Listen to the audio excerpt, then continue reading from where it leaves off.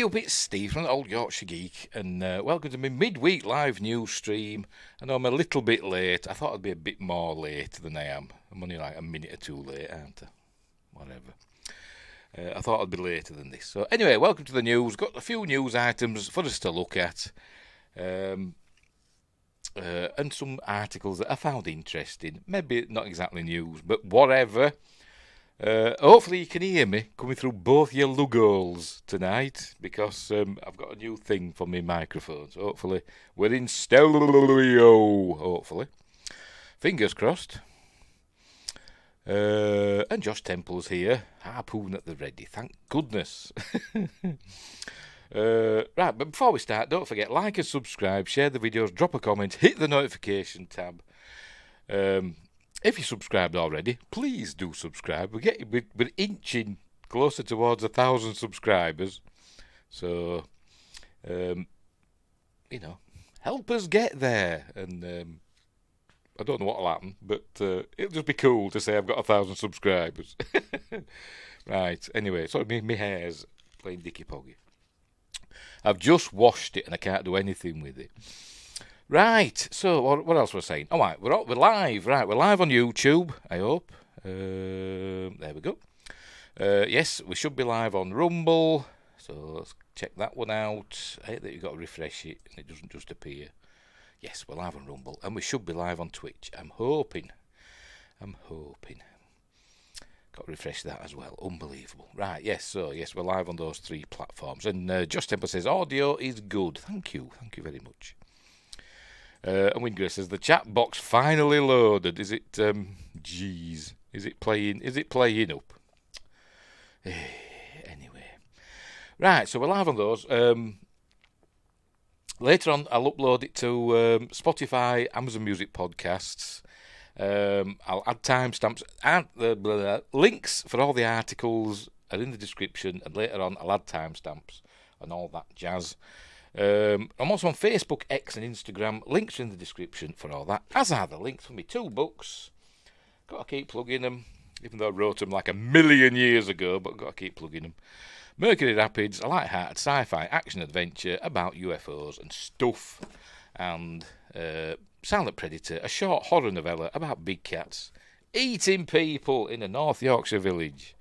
All fun and games. They're on Amazon, Kindle and paperback. Give them a whirl. It's probably the potato I'm watching it on.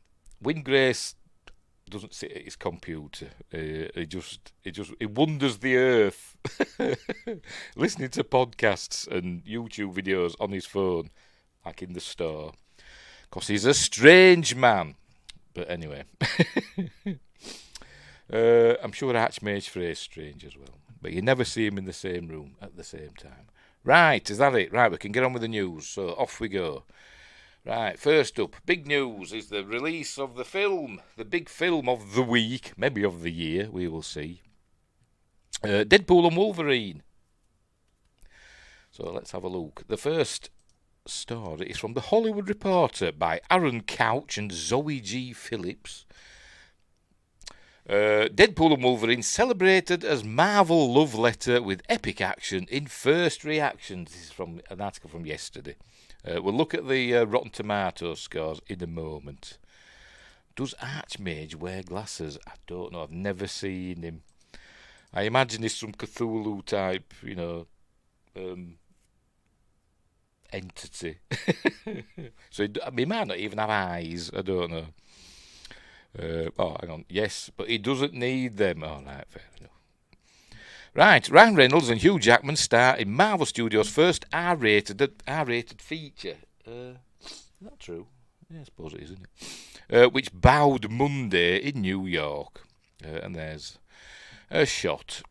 Right, 15 years after Ryan Reynolds and Hugh Jackman first brought Deadpool and Wolverine to the big screen in the ill-fated X-Men Origins Wolverine, I quite like that film. Although Deadpool in it was pretty poo. But I don't mind the film. Despite his singing sword, what do they call them? Claws. They look like the singing sword from Roger Rabbit, don't they? But anyway. The duo are giving the characters a proper buddy movie.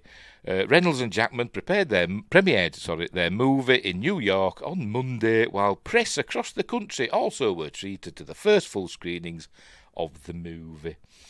The first reactions are now arriving on social media, coming ahead of official critics' reviews, which hit Tuesday. Scroll down to read reactions. This is from Tuesday. I'm sure it is. Is it? 20. What's today's date? Oh no, this might be from Monday. What's today's date today? I have no idea. I can't even see. 24th. Oh yes, it's from the other days, this article. Unbelievable. The movie is tracking... Where are we? Scroll down to read the reactions. In New York, NSYNC, no idea what that means, attended the premiere. One Hollywood reporter eyewitness noticed. NSYNC. I thought it's supposed to have a dash in there. I know they are. Right, the movie's tracking for a massive... I'm guessing that's supposed to be NSYNC. Anyway, the movie's tracking for a massive $165 million plus domestic bow when it opens this weekend, which would mark the biggest R-rated bow, they like that word, don't they, of all time. What do you say, opening? Frequent Reynolds collaborator Sean Levy directs Deadpool and Wolverine and wrote... Why has Deadpool got a link, but Wolverine don't, poor fella. And wrote the script along with Reynolds, Rhett Reese, Paul Wernick and Zeb Wells. That's a cool name, isn't it? Zeb Wells. I wish I were called something like that, Zach or Zeb or... I'm not called Steve, never mind. Emma Corrin stars in the film as its antagonist, while a number of faces from Deadpool and Wolverine's past appear, including Daphne Keane, who played Wolverine's daughter Laura in Logan 2017. X23? I think it won't it. The feature took a long and winding road to the big screen. 20th Century Fox's, remember them, Deadpool turned out to be a surprise hit in 2016, propelling Reynolds and the character to new levels of success. It was followed 2 years later by the fast-track Deadpool 2, which were alright. But the third instalment took 6 years to make it to the screen, as things were complicated by 20th Century Fox's sale to Disney, and COVID, I suppose. The move gave Marvel Studios access to Deadpool and X-Men characters for the first time, and also marks Marvel Studios' first R-rated film. There have been other Marvel R-rated films, like Blade, for instance, but they weren't technically Marvel Studios, were they? But anyway. Okay. Right. The premiere comes ahead of Thursday's San Diego Comic-Con panel for the film, as well as Marvel's Saturday evening panel, where it is expected to reveal a look at future movies, such as Captain America Brave New World and Thunderbolts. Right, so here we go. Here's some of the reviews. I think Gina Carano's returning for the third one. I think not. I've no idea, as I've not seen it. You never know, do you? She should do, as... I can't remember the name of the character. She was in the first one, wasn't she? Before she was super famous. Anyway, Matt Neglia of Next Best Picture said Deadpool and Wolverine is the shot in the arm the MCU so desperately needed. Vulgar, violent, scathing, and at times even touching. This R-rated romp. Hang on. Oh, it takes you to bloody thing. Never mind. I suppose we better read the rest of it, haven't we? This R-rated romp, I forgot where I was now, holds nothing back, delivering on everything its fans want with maximum effort. Whatever. I'm fed up now. Hang on, I have to get rid of that now. Stupid bloody X. Elon, sort out your bloody thing. Right, bugger off. Right, I'm back again. Right. Hey... why is Charity Kinemaster saying send link? I have no idea.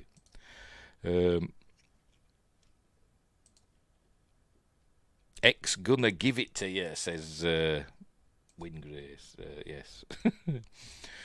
Right, scrolling down. Joey Magidson said Deadpool and Wolverine is so much fun. So that's a good... I'll not read them all. The link's in the description if you want to read them all. Shocker to no one that Deadpool and Wolverine reactions are calling it Marvel's best since Endgame. That's not really a high bar, is it, to be honest? considering what came after Endgame. Apart from Spider-Man No Way Home, all the others were pretty weren't they? All the other films we've had.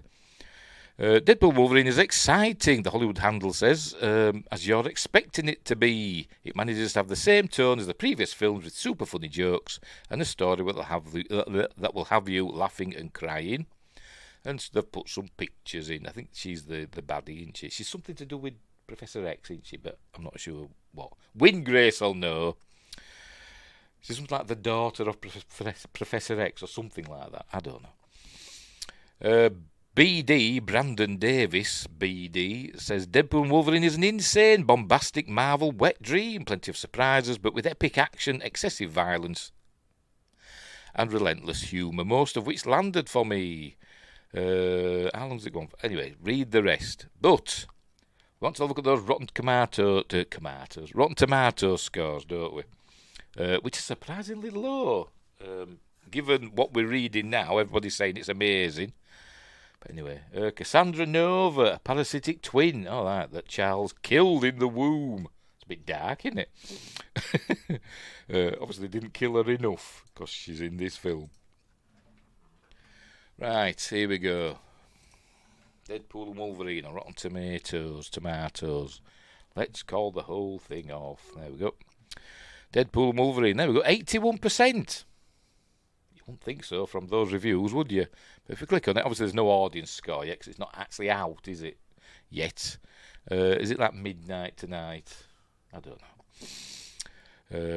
I'll not be seeing it, by the way. I won't mind going to go and see it, but my son won't go and see it with me, and I can't leave him by himself. So anyway, right, so there you go.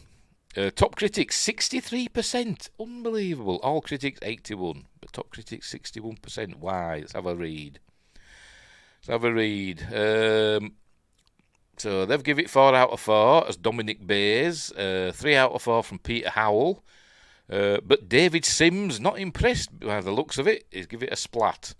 For viewers who spend a lot of their time online soaking up the discourse generated by insider fan accounts and message boards, all of this will seem warmly familiar, but good luck if you're coming in with no prior knowledge. I don't think he liked it. Has he not kept up with the MCU? Maybe that's the case. But yeah, they're mostly, fresh scores, aren't they? But then you get 3 bad ones in a row. To paraphrase T.S. Eliot, these fragments has Marvel shored against its ruins, though the crumbling continues regardless. Daily Telegraph. Snobby twat, basically. Barry Hertz of Globe and Mail said there's a difference between tossing out references and making a movie that is genuinely funny, thrilling, energetic and innovative. At nearly every turn, Deadpool and Wolverine aspires to work in direct opposition to such goals. Miserable bugger. He looks like one in this photo as well, doesn't he? So there we go. Anyway, so I'll put the link in the description for this, by the way, afterwards. I haven't got it in now, right, at the moment. But, oddly low critic score. But, that usually means the audience will love it, which I imagine they will. Anyway, speaking of Deadpool and Wolverine, this could be a spoiler, I don't know, but obviously I've not seen it. But another story from the Hollywood Reporter popped up, saying Kevin Feige on whether Robert Downey Jr.'s Iron Man could return after Hugh Jackman's Wolverine. It can be done, he said, says Carly Thomas.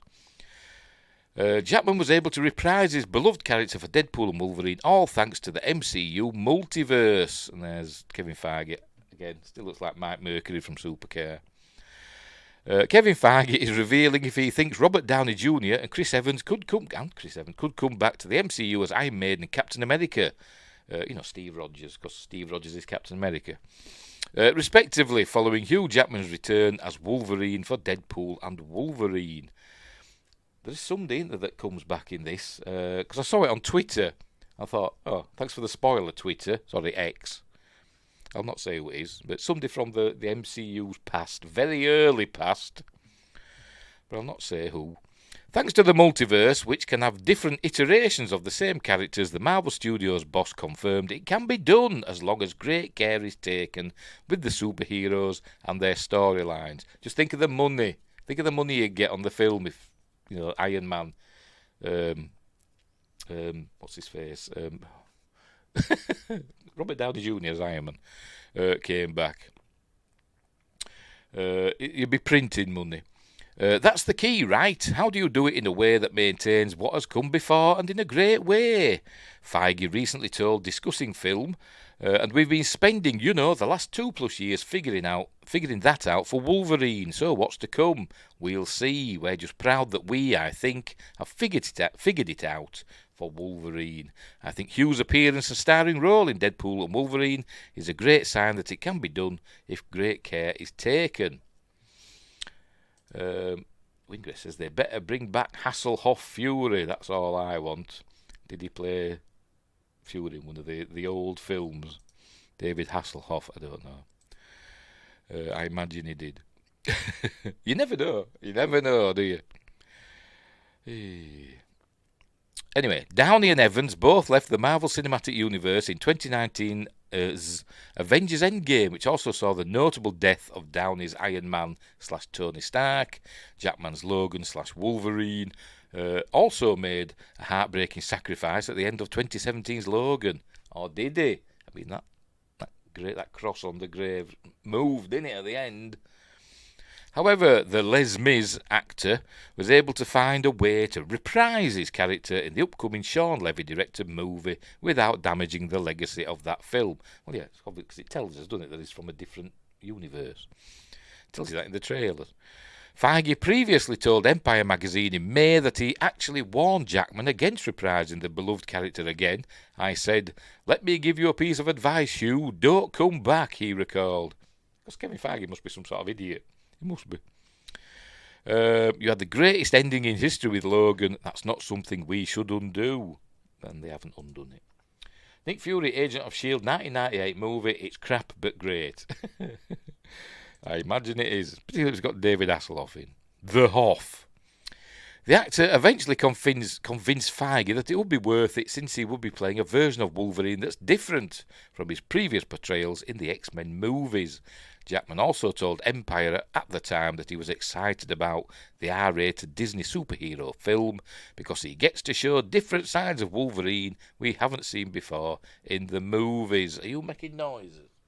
Princess is making noises. She's moved onto my PS5 now.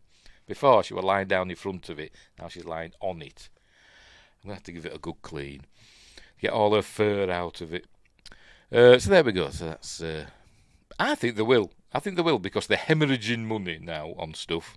I think this film will make them a bucket load of money, and they'll want to carry on doing that, and they'll realise that the only way to do that is not to bother with the crappy superheroes they've created. They're going to have to bring the old ones back, the ones that people like, not the ones that point fingers at them and tell them to do better. So there we go. Moving on. Right. What's next? I've forgotten all the bloody stories I've looked up. Next one from Screen Rant. Here it is. Star Wars Mandalorian movie reportedly due to begin filming in about 3 weeks. Says Molly Brizzle. So there we go. Ever since the announcement of the Mandalorian and Grogu movie, I still hope they change that title because it's terrible. Updates about the next Star Wars movie have been quite sparse. But a new report suggests that this project may finally hit the ground running very soon. Have they changed the name yet? I hope they do before very long, because that's a terrible title, isn't it? Are they going for like a Thelma and Louise type thing? I don't know. The movie, based on the highly successful Star Wars TV show The Mandalorian, was first announced back in January and has received little to no updates ever since. Audiences have since been anxious. Can you still call it a TV show? I mean, is there a difference between a TV show that's like on a regular, broadcast TV channel and one that's on streaming? I know you watch them on your TV, but Could it still be? Should it be just called a streaming show rather than a TV show? Just wondering. Just popping in my head.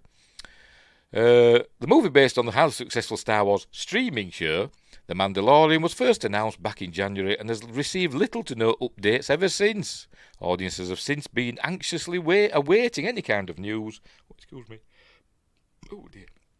About The Mandalorian and Grogu, and now a new report has arrived to offer a semblance of hope and excitement for these eager viewers. Archmage Fraser in the house. Perhaps the entire universe is just a single lens in my glasses. Not perhaps about it, mate. I think that is exactly what's going on. Or the universe is just a single tear in your non-existent eye. Read that bit, right. Shared by Making Star Wars, the upcoming The Mandalorian and Grogu movie is reportedly set to start filming in about 3 weeks in El Segundo. Where the hell's that? I have no idea. This would put it about 2 months. Let's look it up. Where the hell's El Segundo? Does he even get it in before Windgrace does it for me? It's in California. Oh, right. Never heard of it. But it's in LA, right. On the Santa Monica Bay. Right, fair enough. Excuse me. This will put it about 2 months after it's previously reported. Is that where the volume stage is? Could be, I don't know. This will put it about 2 months after its previously reported start date in June, though this delay isn't exactly a concern, seeing as The Mandalorian and Grogu isn't even set to release until May 2026. This time frame for principal photography, however, isn't the only news included in this report. Oh dear. It was also reported that some scenes for The Mandalorian and Grogu have already been filmed with a limited cast, which likely includes cast members who will not be available for principal photography. Basically all the stunts and stuff, probably. You know, with the Mandalorian, with Din Djarin with his helmet on. You know, no Pedro Pascal, basically. This, of course, brings one name to mind for many The Mandalorian enthusiasts. Pedro Pascal, Din Djarin himself, who has a famously busy schedule. If this is truly the case, then it seems as if Pascal, whatever, could be seen in Mando's armour in this movie after all. Likely without his helmet for the first time since the Mandalorian Season 2 finale in 2020. Obviously he will, because it's a movie. So it'll be in his contract that he's got to have his helmet off for all his scenes. That he hasn't, dubbed, what do you call it, ADR'd. Anyway. The most positive part about this report, reports like these should always be taken with a grain of salt, is that it finally offers some tangible updates about the progress on The Mandalorian and Grogu. Archmage Face says, in the beginning there was a tear, and from it the cosmos did weep into being. Yes. A cosmos of I know what word I'm looking for. I've ruined the mood, never mind.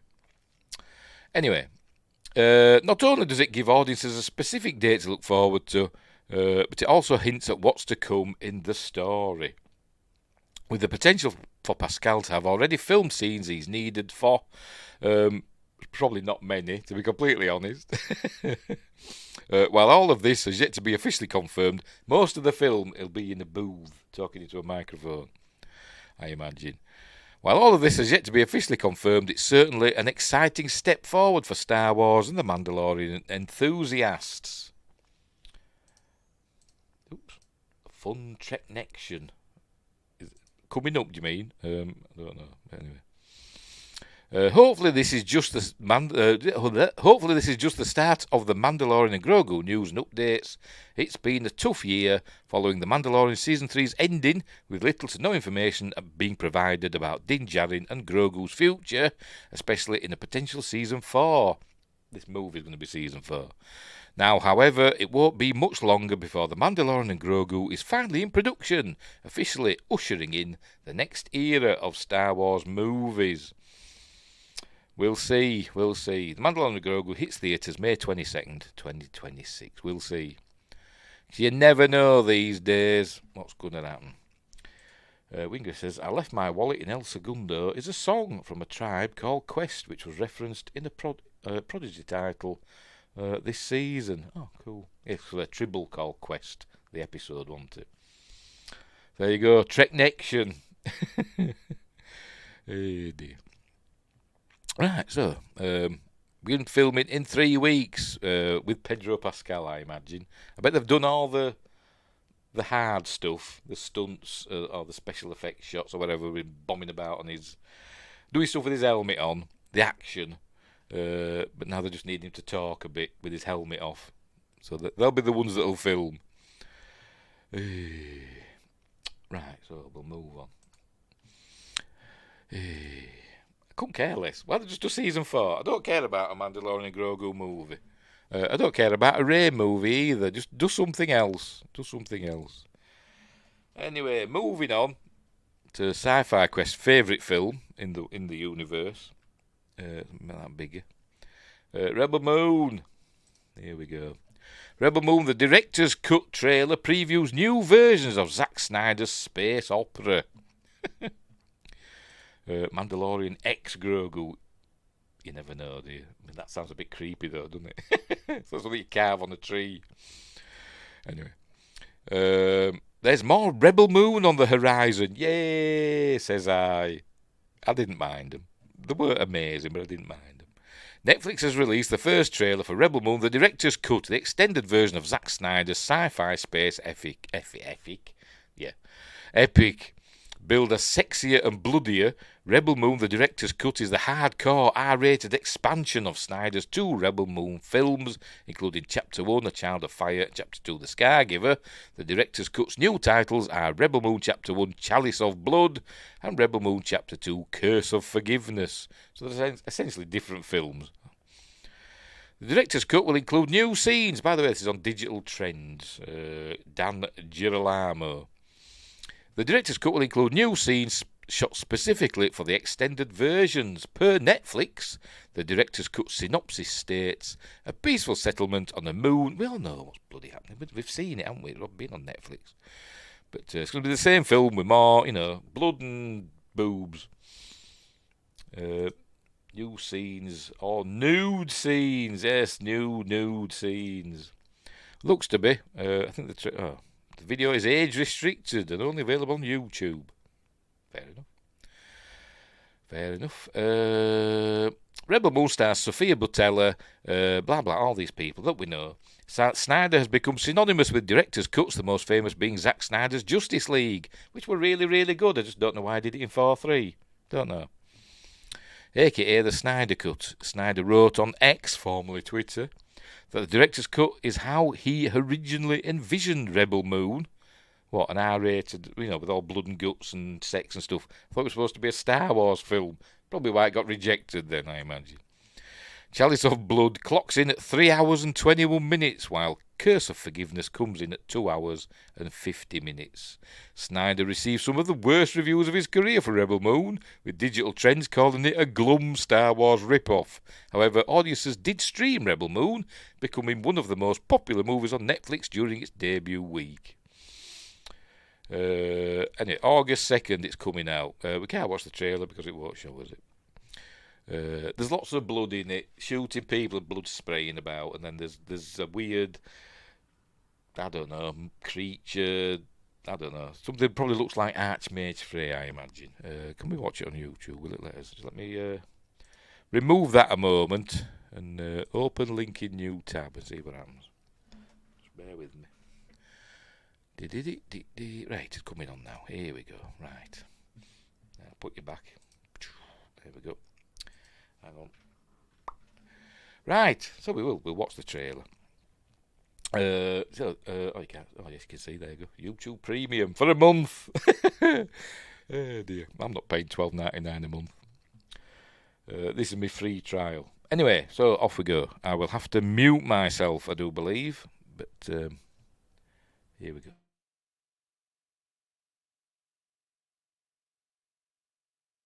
Go dig my grave,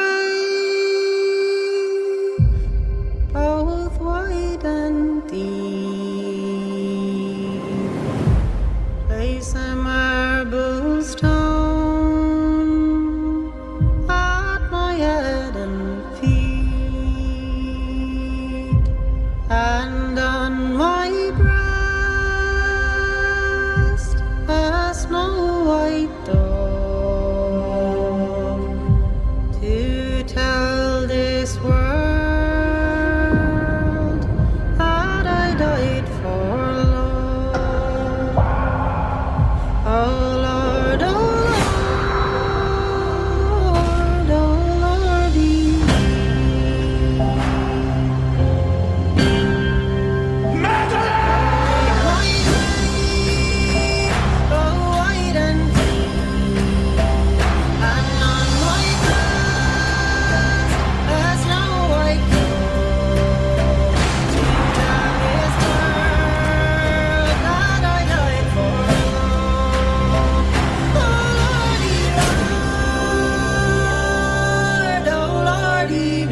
At least I die on the side of honor. Is there still such a thing?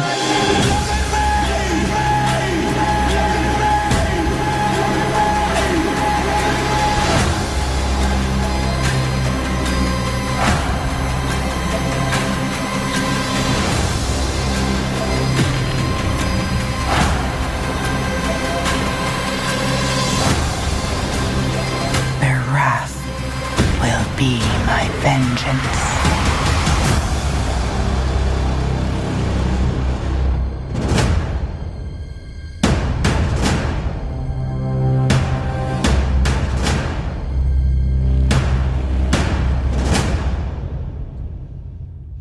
So they're both dropping at the same time, because it gave both titles and said August 2nd, didn't it? So they're both appearing at the same time on Netflix. I think it looks alright. And it looks different enough to the first film, the first releases.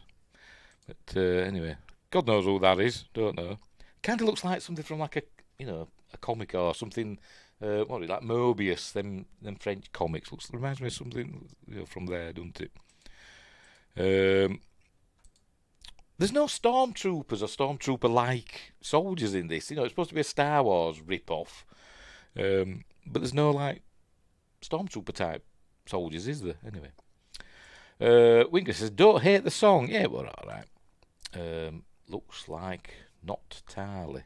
I have no idea. Oh, from Mass Effect. Oh, right. I've only played the first one, and I can't remember much about it. It was a long time ago.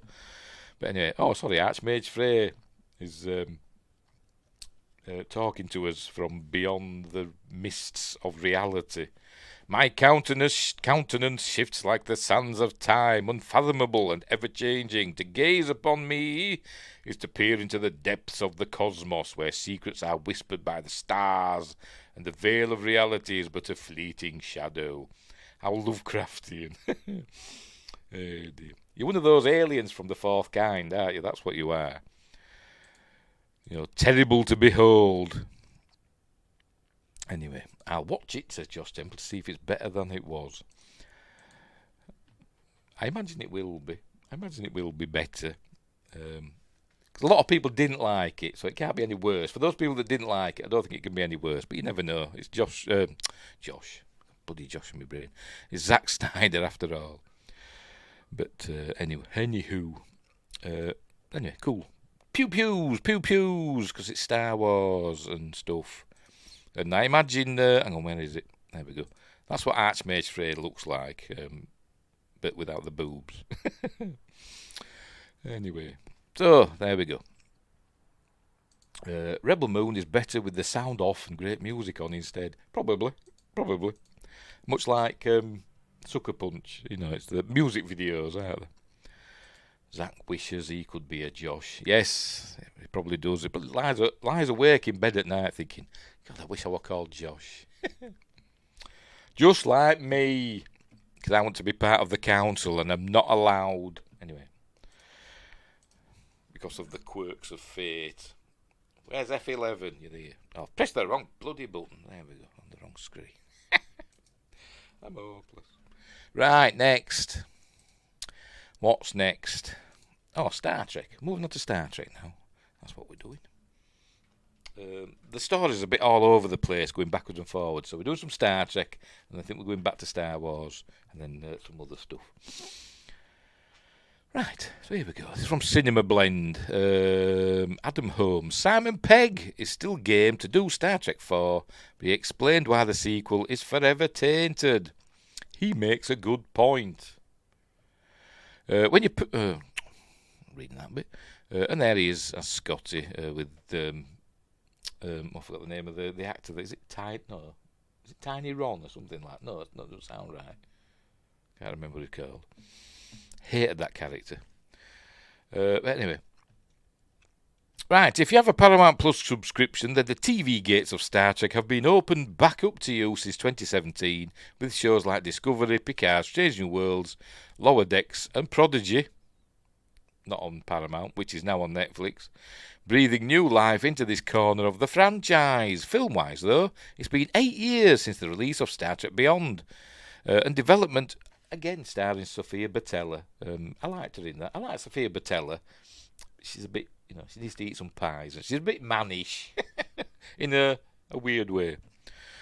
Anyway, film-wise, and development remains stalled on Star Trek 4, although Simon Pegg, who plays the Kelvin Timeline Scotty, is still game to return for this Star Trek sequel. He did acknowledge that it will be forever tainted for a specific yet understandable reason. Keynes, is that the name of the character? I can't remember. I just hate him anyway. Pointless. You're on this council, but we do not grant you the rank of master. That's not fair. Anyway, but I'm not going to go kill any younglings. On June 19th, 2016, a month before the wide release of Star Trek Beyond, Anton Yelchin, who played Pavel Chekhov in these movies, tragically died at the age of 27. Got ran over by his own car, didn't he? So regardless of whether Chekhov is recast or it's decided to retire the character, Pegg explained to Katie Sackhoff on The Sackhoff Show that it'll be sad for him and the other leading actors to tackle Star Trek 4 without their late co-star, though that wouldn't stop Pegg from agreeing to come back, as he explained, in big letters. I'd love to do more. Obviously, it's been forever tainted because we lost Anton. But that was a really hard thing for everyone involved and for the real world, let alone anything else. If we do come back, if there is another opportunity to come back, then I'd love to, because as we were saying earlier on, it's a group of guys that I dearly, dearly love and don't get to see very often. It would be good to get back together with them. Just say he's off on the Reliant. Yes, they could say that, couldn't they? He's been promoted to commander and he's off being first officer of the Reliant. They could say that. They could say that. Simon Pegg's history with Anton Yelchin stretched back to November 2007, when the first Star Trek movie in this film series began shooting. Naturally, when making a movie starting different versions of the crew of the USS Enterprise, Chekhov needed to be included, even though he didn't appear till season 2 of the original series. So they didn't need him at the very beginning, did they, technically? Don't matter. And I think it was supposed to be, I don't know, I think when we first saw him, he's supposed to be really about 12 years old or something like that. I don't know, I can't remember how they worked it out. And Yelchin was cast in the role after impressing in movies like Along Came a Spider and Charlie Bartlett, so a certain degree of sadness would be unavoidable when coming back for Star Trek 4.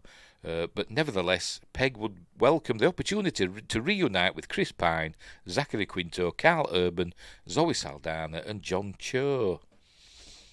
Even nearly a decade after Star Trek Beyond, it remains up in the air if Star Trek 4 will ever happen.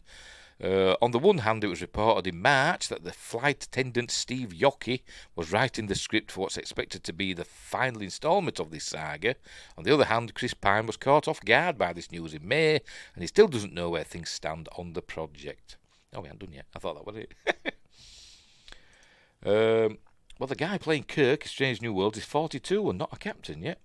Yeah. So who cares about age anymore? Haha, yes. And he needs to eat a few pies as well, doesn't he? He needs to fill out a bit. Scrawny bugger. Anyway, additionally, it was I don't like him. Additionally, it was officially confirmed in May that the vaguely described Star Trek Origins movie, which was first reported on in January, would be moving forward. Andor's Toby Haynes and Abraham Lincoln vampire hunters Seth Graham-Smith are respectively directing and writing the feature, which will take place decades before the events of 2009 Star Trek. In other words, the Kelvin timeline is intended to stick around, but will be going backwards within it next rather than forwards. See, this is Windgrace's thing, where he's saying that the Kelvin timeline, the changes in the Kelvin timeline, not only affected things moving forward, but backwards as well. So we're going to see a Kelvin version of Enterprise, basically, in the 22nd century, in 2153 or whenever it began. That in turn begs the question of if this means Star Trek 4 is now off the table or if it's just been pushed back again. Hopefully Paramount Pictures will provide some kind of official update on Star Trek 4 in the coming months. For now, there are a handful of upcoming Star Trek shows to look forward to, and Simon Pegg can be seen playing Hugh Campbell Sr. in The Boys, which is streamable with an Amazon Prime Video subscription. It's just finished season. I can't remember what season we're on. Is it 4? I think it's 4, isn't it? It's just finished, and it doesn't end well for Simon Pegg in that season. Sorry. Right, so there we go. I forgot what the story was about. Oh, yes. Simon Pegg is saying come back, but it'd be sad because Anton Yelchin's no longer with us. That's not my thing. That's what they said at the time to explain problems. It's your thing. You said it, so it's your thing. Accept it. Yeah. If they don't want to recast him, as Windgrace said there, just say he's off on the Reliant. Just say he's been promoted and he's off. He's been transferred to the Reliant, where he will later become. He'll be a bit young to be first officer, wouldn't he? So he'll later rise up the ranks on the Reliant and become its first officer by 2285. I think it's 2285, isn't it, when Star Trek 2 happens? But anyway, I don't know, because they've moved the times around, haven't they, in the Kelvin universe. So there we go. Anyway, right, so let's move on. Anyway, he's been transferred to the Reliant and they're on a mission to the SETI Alpha system. It's a bit early, though. It's a bit early for that, isn't it? Unless there's a time jump. There could be a time jump, couldn't there? Which would be fine. Now, here we go. What's this one? Oh, right. Speaking of the movie Reboot, the Origins movie, this next one's from Screen Rant. What the hell's that? I have no idea. Mark Donaldson, recasting Star Trek Enterprise for a movie reboot. Should there be a question mark at the end of that? I think there should. Windgrace says, I'm assuming it will be set in real time since the last movie. Never assume. Is it John Hamm? All right. I've heard of him. I won't be able to point him out in a lineup, but I've heard of him. News of an upcoming Star Trek Origin movie has led to concerns that Star Trek Enterprise could be retconned or rebooted. But who would play Captain Jonathan Archer? Scott Bakula. Scott Bakula. Sorry. Blair, and his history-making crew. Set a century before the events of Star Trek the original series, Enterprise escaped the effects of J.J. Abrams' rebooted Kelvin timeline. Or did it? Where were we? However, it's been announced that a new Star Trek Origin movie is being developed that will depict the events leading up to the formation of Starfleet and the Federation. This storyline sounds dangerously close to stepping on Enterprise's toes. Yes, it does. We don't need it. If they remake Enterprise, simply hire Jeffrey Combs and film him as everyone on the volume. Yes. And Shran, especially Shran. While it's unlikely that 2025 Star Trek Origin movie will be a reboot that recasts Star Trek Enterprise's characters, its success could lead Paramount to revisit the adventures of the Enterprise NX-01 from the temporal Cold War to the Xindi incident and the Terror Prime terrorist organisation. I mean, I suppose they could make it about the Romulan War and leading up to the formation of the Federation in 2161. So they could do that, couldn't they?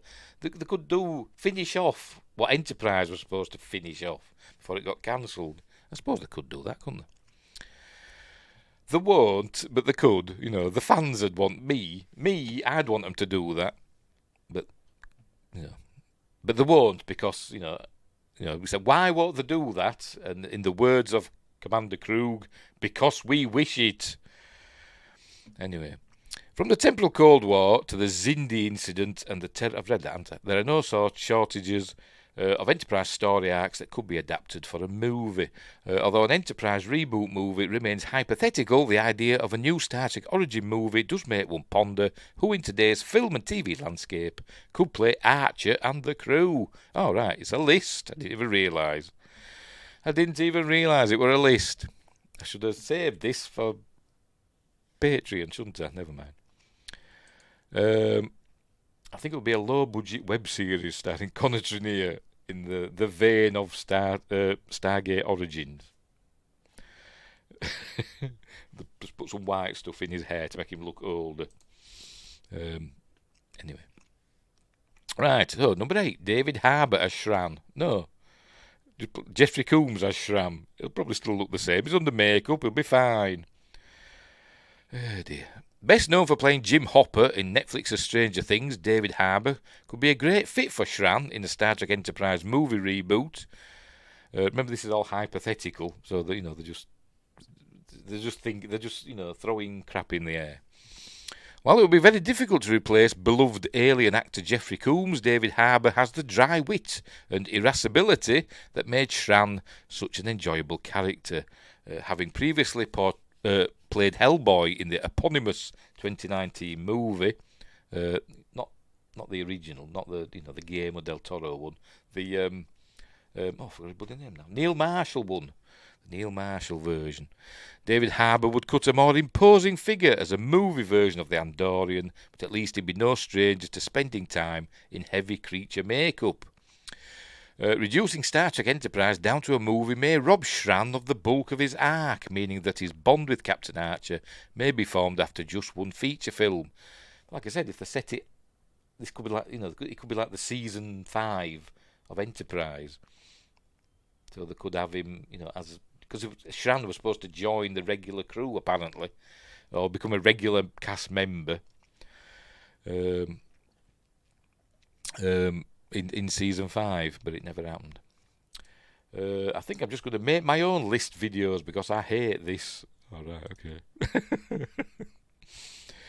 Oh dear, I forgot where I was now. However, like Jeffrey Combs' Shran in Enterprise, Harbour's gruff persona in Stranger Things belies a heart of gold. If David Harbour brought some of Hopper to the role of Shran, then the relationship between the Andorian and Captain Archer could be one of the standout dynamics in an Enterprise movie reboot. David Harbour's Stranger Things co-star is Winona Ryder, who played Spock's mother, Amanda Grayson, who plummeted to her death when Vulcan was destroyed. God, I hate that film. Greg Tarzan Davis, never heard of him, as Ensign Travis Mayweather, originally played by Anthony Montgomery. Do I have to read all these? I'll just go through them. I'm not reading all these. I've never heard of him. He's been in something military, by the looks of it. Top Gun Maverick, there we go. Coyote in Top Gun Maverick. Can't remember.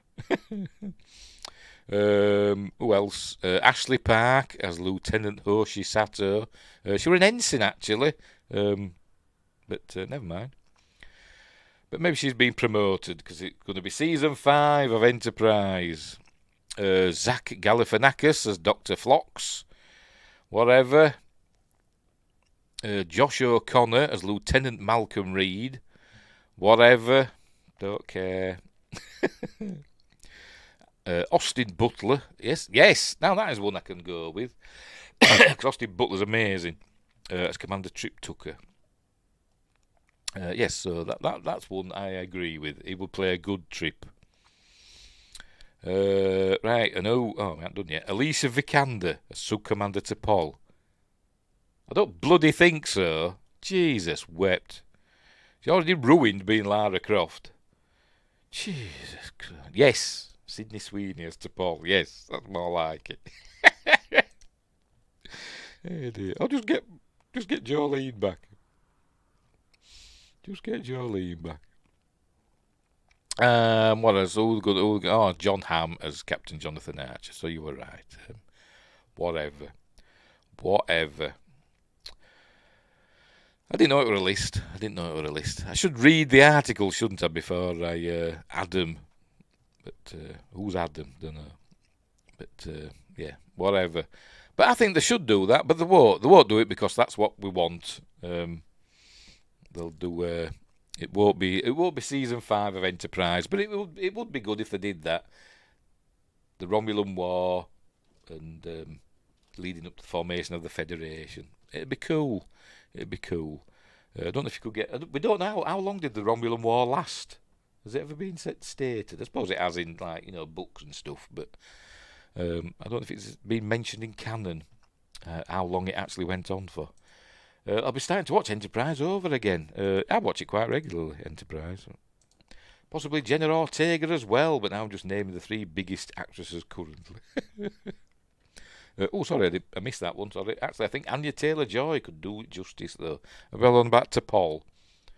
I think Anya Taylor-Joy, they could have her on as a new character, just as another alien, because she looks like an alien anyway. A very pretty, attractive alien, but, she's got massive eyes, hasn't she?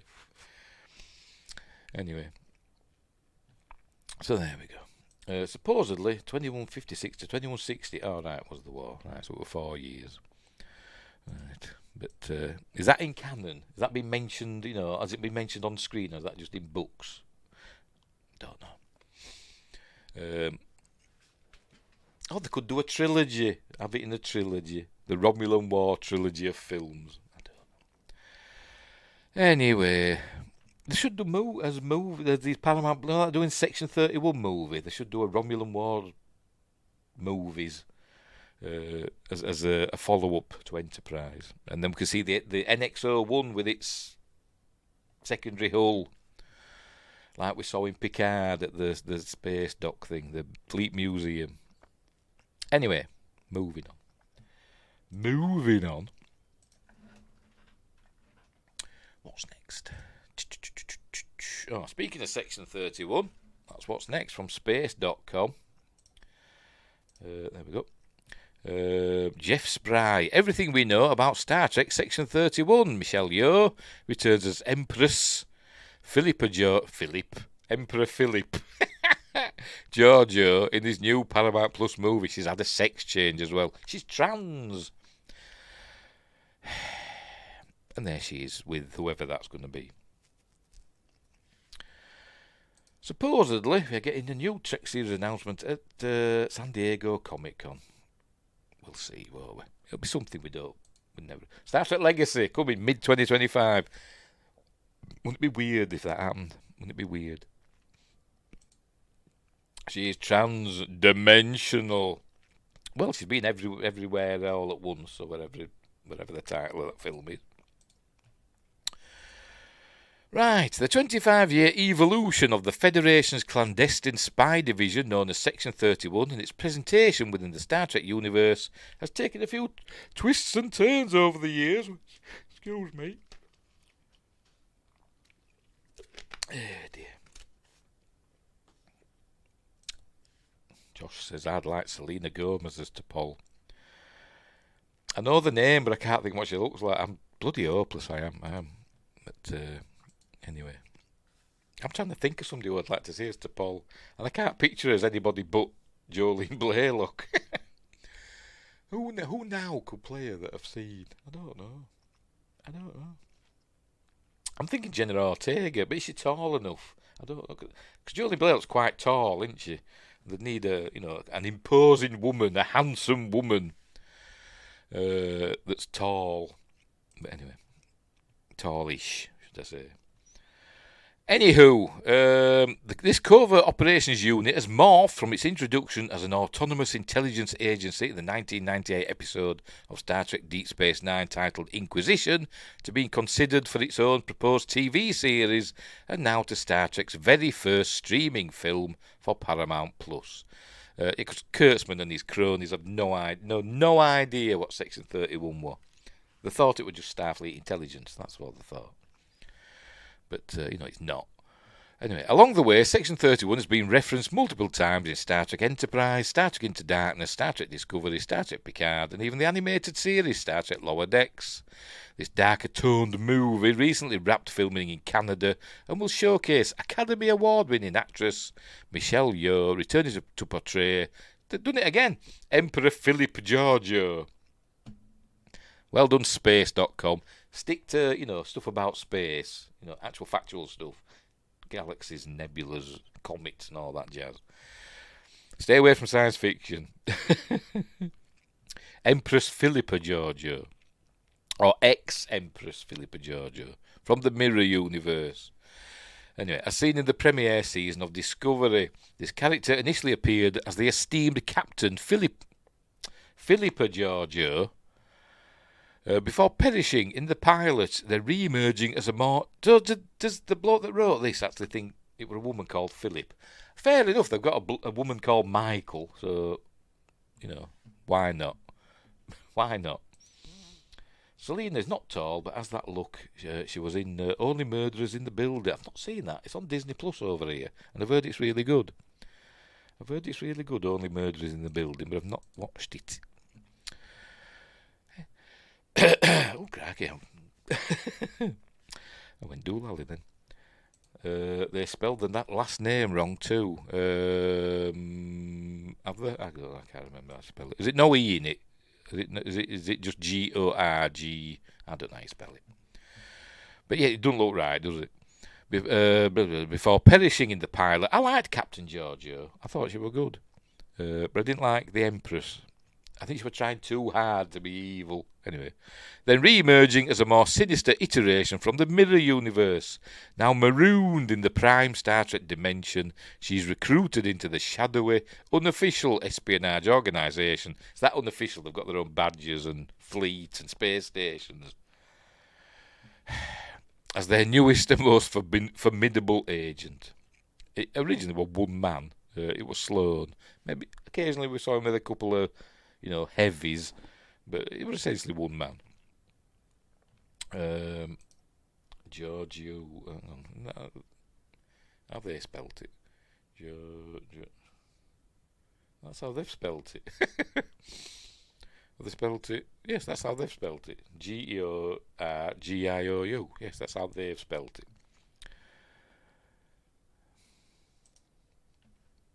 It still looks wrong.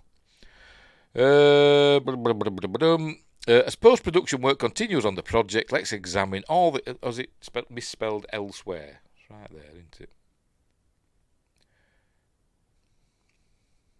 Yeah, they spelled it the same everywhere. Anyway, whatever.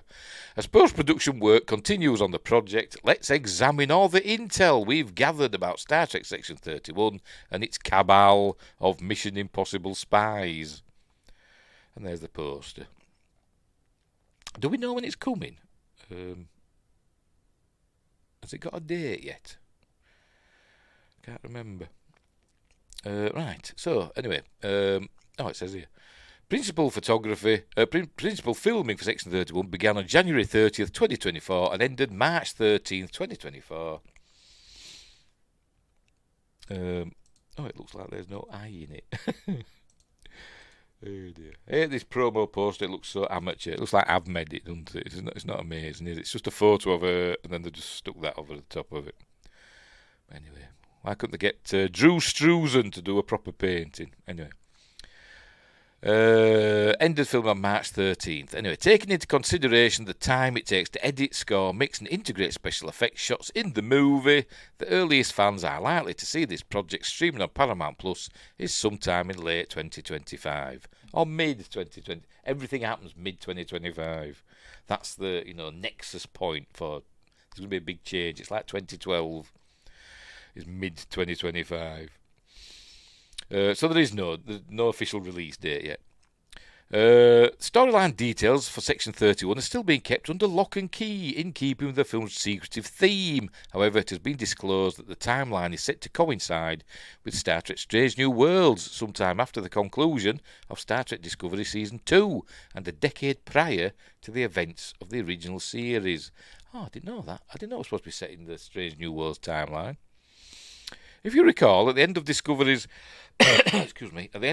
sophomore outing, Philippa Georgiou was transported 1,000 years into the far future alongside the Discovery crew, which they didn't need to do, because before they went, she'd destroyed Control, the AI thing, so they didn't need to go. But anyway, only to be sent back to the 23rd century by the stupid Guardian of Forever. Not the proper Guardian of Forever, like the make-believe one. Here's Paramount's official synopsis. In Star Trek Section 31, Empress Philippa Georgiou joins the secret division of Starfleet, tasked with protecting the United Federation of Planets, and faces the sins of her past. Right, so here's in the cast. It's set when Rachel Garrett is young, so you'd have to work backwards on that math. Yes, it is, isn't it? Unless it's a time-hopping thing. So... So when were I can't remember, when were the Enterprise C, was it 26 years before the launch of the Enterprise D? I think it was, wasn't it? So she was, I don't know, she was the captain then, I don't know, she looked mature, didn't she? We'll say like 50, she was 50 then, ish, I don't know. And that had to be in 26 years, I don't know, hang on, I'm going to have to look it up now. Oh dear.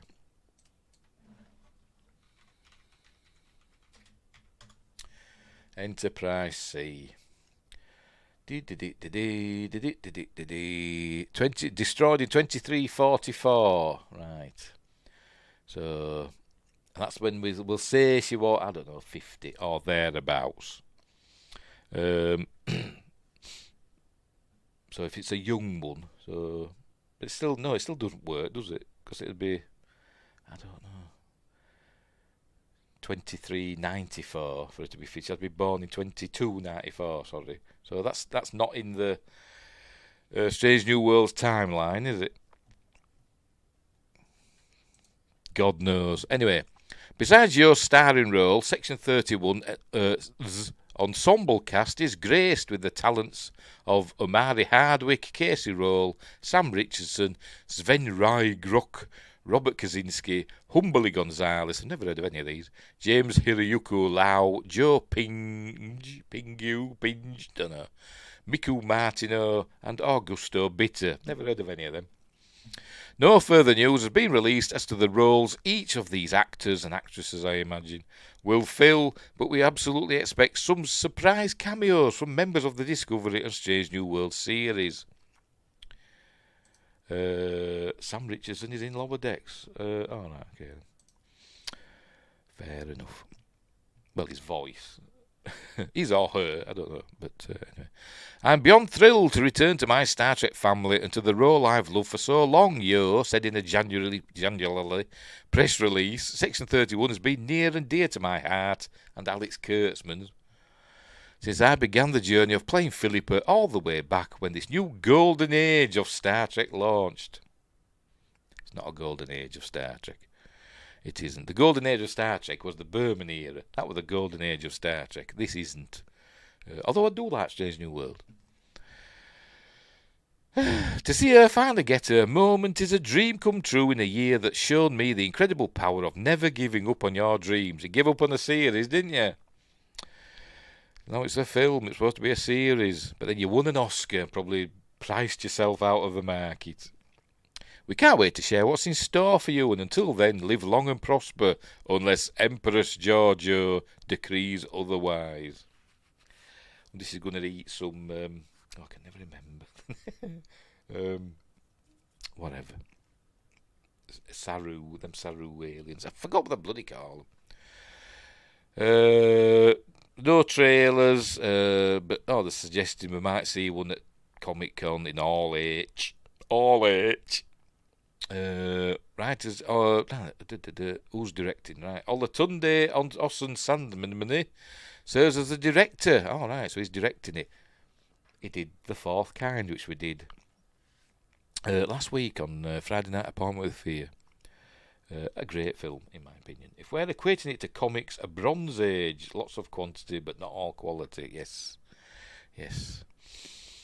Him serves as the director and executive producer of Section 31, alongside Craig Sweeney, who wrote the screenplay and will also executive produce. Alex Kurtzman in his production, Shingle, Secret Hideout, a dynamic force behind Digital Age Star Trek fare like Discovery, Picard and Strange New Worlds, is also attached to this highly anticipated movie that nobody wants except Alex Kurtzman and those that are in it, obviously, and those that are making it. But fans have never asked for a Section 31 series or movie. Blah, blah, blah. So there's that. So that's it. We don't need to bloody read all that, do we? Whatever. Links in the description. So there we go.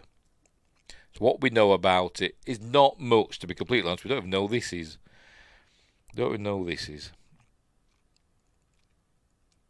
Some, somebody with biomechanical enhancements, no doubt, but God knows who. God knows. Anyway. Right, so let's move on. Sticking with Star Trek still. What's next? Oh, I haven't read this one. I haven't read it, but the title of it intrigued me. I've not read any of them, but some of them sometimes I scroll down just to get a little sneak peek. But this one I just thought, no, I'm not reading it. So I might get mad. Star Trek's next series can finally explain Discovery's Klingons. You can't explain them; they're just bloody awful. There they are. The next Star Trek series, Star Trek, I don't mind them changing stuff, because Klingons have always changed a bit, all the iterations. So I don't mind them changing, but it was just bad. They were just a bad design. When you saw a Klingon laying down, like him, I forgot his name already, in Star Trek Discovery, it looked like his prosthetic were all moving about on his face and stuff, and they couldn't speak properly. Anyway. The next Star Trek series, Star Trek Starfleet Academy, can finally explain the variant Klingons in Star Trek Discovery. How? There have been multiple versions of Klingons over Star Trek's nearly 60-year run because of the advances in special effects makeup technology since the 1960s. After Star Trek the original series' smooth-headed Klingons, characteristic forehead ridges appeared on Klingons in Star Trek the Motion Picture. And even then, the most popular modern Klingon look wasn't finalised until Star Trek The Next Generation. There we go. After Star Trek Into Darkness evolved Klingon makeup beyond the TNG look, they didn't look good. I mean, they had all bloody piercings and stuff, and earrings and things, and it looked bloody crap. Star Trek Discovery pushed Klingons even further, making Klingons even more distinctively alien. I think they were trying to make them look more like what Gene Roddenberry wanted them to look like in Star Trek The Motion Picture. But it still didn't work. According to Star Trek creator Gene Roddenberry, the Klingons were always supposed to have a more alien appearance than what was seen in Star Trek the original series, and the higher budget of Star Trek the Motion Picture is what allowed that intended vision to finally be realised. Still, I don't really believe that, to be completely honest. But never mind. Still, Star Trek wanted to... Because Star Trek, the original series, wasn't a low-budget series. They always say, oh, they had no budget. They did. It was the most expensive series ever made at the time. So if they wanted to make them look like aliens, they could have done. It looked different, I mean. We saw Andorians and stuff, didn't we? They looked different. Another weird creatures. Anyway... Still, Star Trek wanted to explain the changes to the Klingons' appearance with an in-universe reason, which was finally provided in Star Trek Enterprise Season 4, Episode 15, Affliction, when the NX-01 Enterprise crew discovered that Klingons' attempts to create their own augments, if you don't know, are like genetically modified humans or genetically engineered humans. Basically like Khan. Khan were an augment. Smarter and faster and stronger, but prone to megalomania. Anyway, it resulted in a deadly virus, and the cure left affected Klingons with a markedly human appearance, which would last for generations, they said. Hang on, where are we?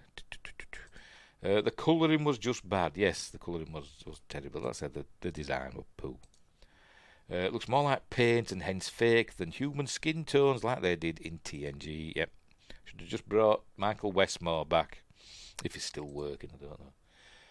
Klingons brought to you by Valspar. I don't know what Valspar is. But anyway, they're going to have to look that up now. I'm always having to look things up with you lot. What's Valspar? It's an American thing. Can't spell. Valspar. Paint. Oh, no, it's a sort of paint. Like sort of metallic paint stuff. Is that what it is? Anyway.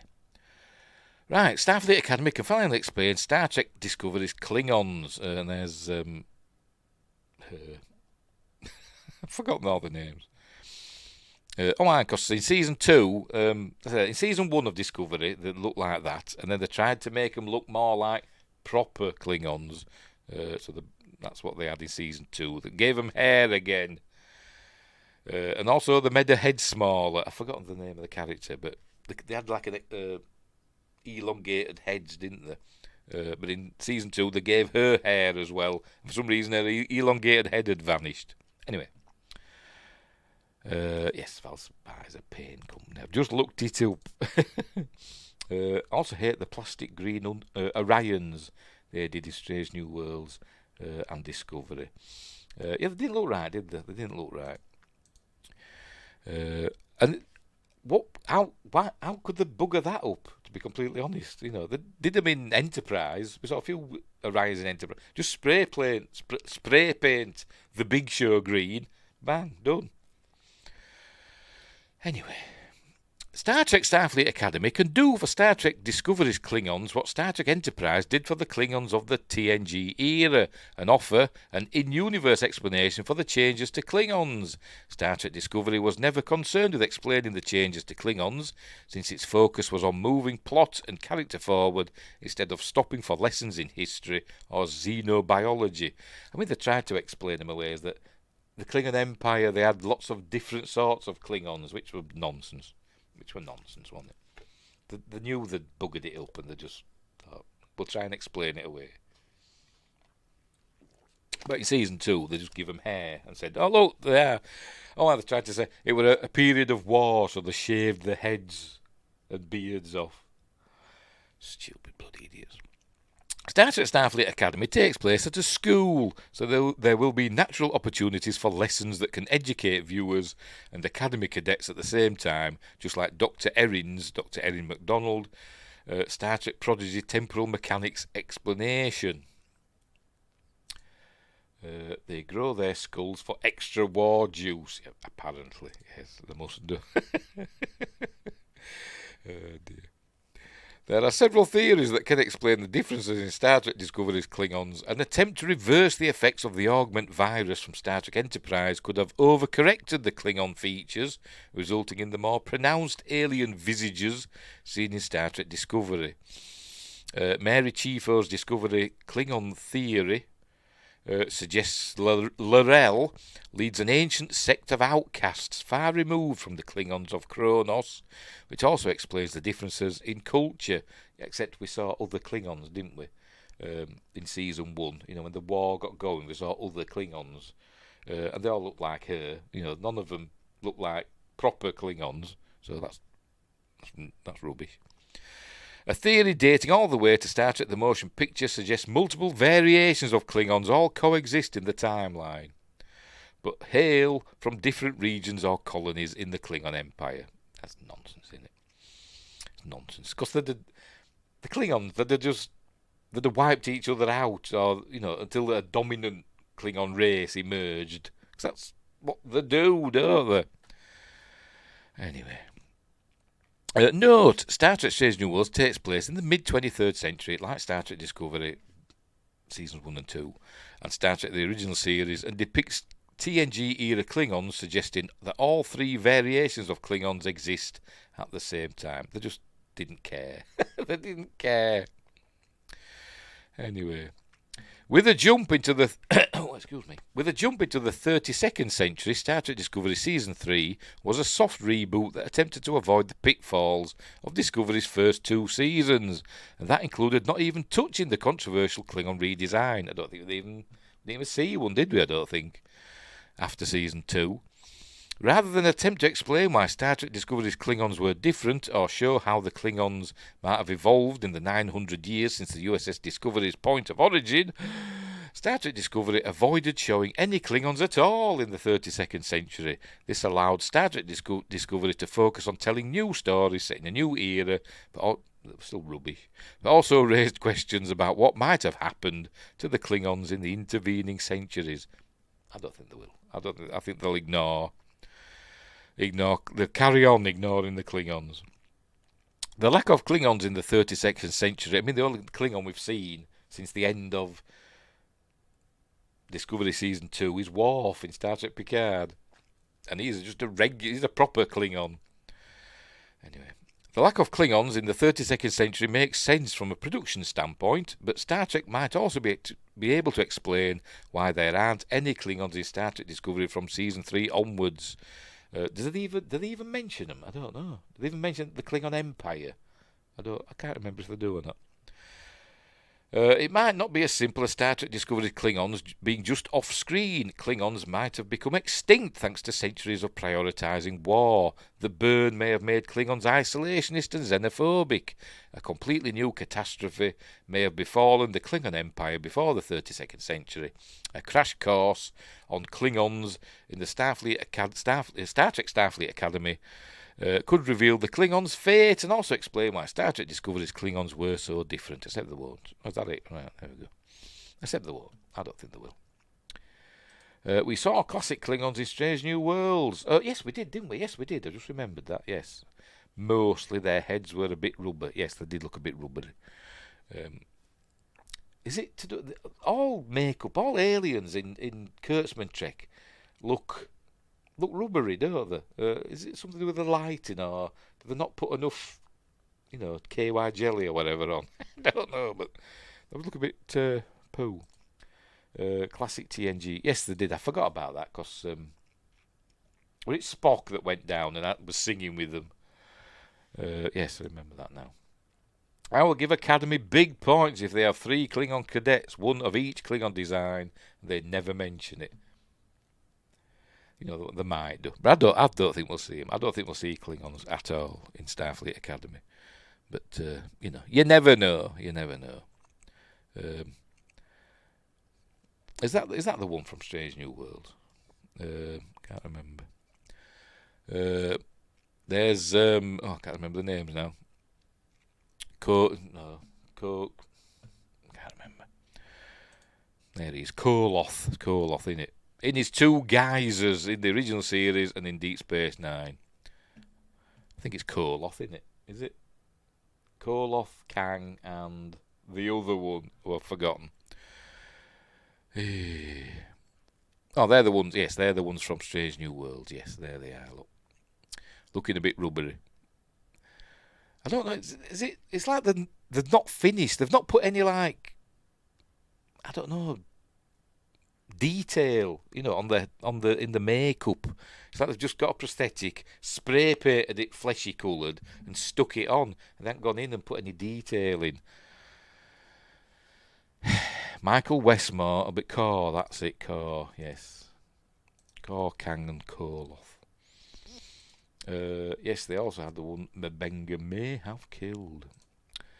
Klingons don't sing and dance K-pop. They do if they're affected by that thing that affected the Enterprise crew. I like that episode. Is that it? Right, so there we go. But I don't think Starfleet Academy will even mention Klingons. So there. I think they'll probably say the Klingons aren't around anymore or something like that. I think they're doing it quickly. They don't sit people in the chair for 8 hours. They just slap on an hour of... Yes, probably. More than likely, yes. Yes. I thought we'll not be seeing them for very long, so, stick it on. Do your filming. Let's say Michael Westmore be spinning in his... wherever he's in. Is he still alive? Let me check. Michael Westmore. Son of son of Wally Westmore, I think, wasn't it? Or the grandson of Wally Westmore. Was his dad called Michael? They're all in the makeup effects. If you watch films from like decades ago, the Westmore family, in makeup effects has a long history. No, he's still alive. He's still alive, and he is 86 now. Is Michael Westmore? So there we go. So he'll be spinning in his bath chair. He's the son of Monty Westmore, father of Mackenzie Westmore, and brother of Marvin. His grandfather George. Well, where's Wally? I'm thinking of Bud Westmore. I'm thinking of Bud. His uncle Bud Westmore. Co-created the creatures from the Black Lagoon. Where did they get Wally Westmore from then? Oh, there we go. Wally. Where are we? Wally, Ern and Frank, all makeup artists working regularly in major Hollywood productions for decades. His uncles. They're all his uncles, Bud, Wally, Ern and Frank. I bet they were a laugh when they got together. Anyway.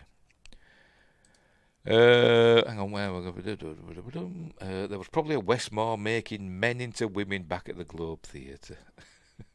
Westmore was one of 6 brothers. All became notable filmmakers. Oh, there we go. They were Monty, Perce, or whatever. Ern, Wally, Bud, and Frank. I said they were Michael Westmore's uncles. Anywho, enough of that. Right. As I said, Bud Westmore, famous for co-creating the creature from the Black Lagoon. Anyway. What's next? Marvel next. I think it's comics. I think this is a comic story. So I don't know why I'm doing this, because I don't read comics very often. It's from comicbook.com. Patrick Kavanagh. Marvel set to connect Star Wars trilogies with upcoming miniseries, and I don't mean the prequel trilogy and the original trilogy. It's the others. The current timeline of Star Wars comics takes place between the events of Star Wars The Empire Strikes Back and Star Wars Return of the Jedi, but with those stories set to conclude, Marvel Comics has confirmed new titles will be taking place in between the events of Return of the Jedi and Star Wars The Force Awakens. It's nearly 10 years, isn't it, since Force Awakens came out? Pardon me. 10 years next year, isn't it? Bloody hell. In honour of Michael, all bumpy-headed Klingons should come from the west. Yeah, they did that with the bloody Romulans, didn't they? Sorry for going off on a tangent during a Star Wars bit, but they did that with the Romulans, didn't they? The Romulans with the foreheads, were they from the north of Romulus, and the smooth foreheaded Romulans came from the south. According to Star Trek Picard. I don't know. But yeah, they might do that. Anywho.